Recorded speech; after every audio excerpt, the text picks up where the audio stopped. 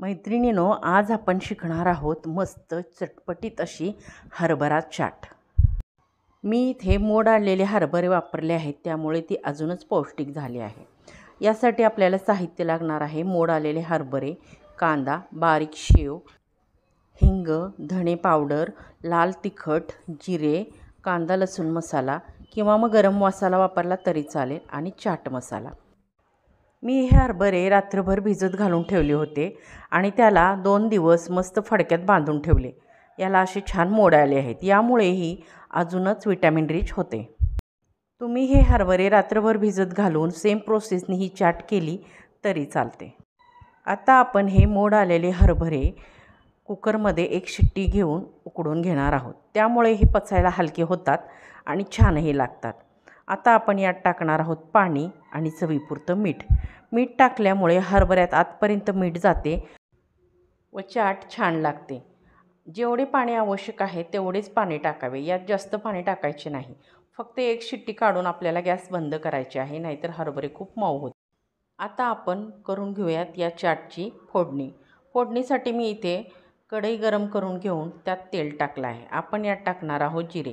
जिरे जरा जास्तच टाकायचे, त्यामुळे टेस्ट छान लागते। आता आपण यात टाकूयात उकडलेले हरभरे। या उकडलेल्या हरभऱ्यामध्ये मी थोडेसे पाणीही ठेवले आहे, त्यामुळे हरभरे शिजवल्यानंतर एकदम कोरडे पडत नाहीत व त्यांना मसाला छान लागतो।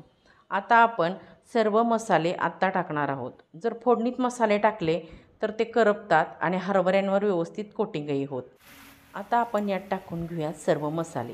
मी इथे टाकला आहे चाट मसाला, कांदा लसूण मसाला, तुम्ही गरम मसालाही टाकू शकता। लाल तिखट टाकणार आहे, मी यात हिरवी मिरची टाकली नाही कारण खाताना मग ती काढावी लागते। हिंग आणि धणे पावडर। आता आपण हे छान मिक्स करून घेऊयात। थोडेसे पाणी असे शिजतानाचे ठेवल्यामुळे आता मसाले छान शिजतात व हरभऱ्यावर छान कोटिंग येते।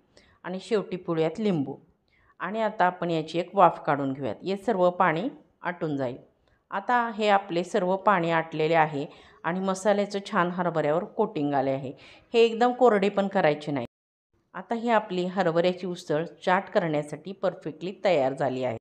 आता ह्या हरभऱ्यावर मस्तपैकी तुम्हाला हवे ते तुम्ही टाकून गार्निश करू शकता। मी इथे कांदा, कोथिंबीर आणि बारीक शेव टाकून याला गार्निश केले आहे।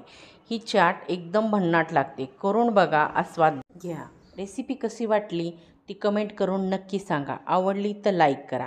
रेसिपीविषयी काही शंका असतील तर त्याही तुम्ही कमेंट करू शकता।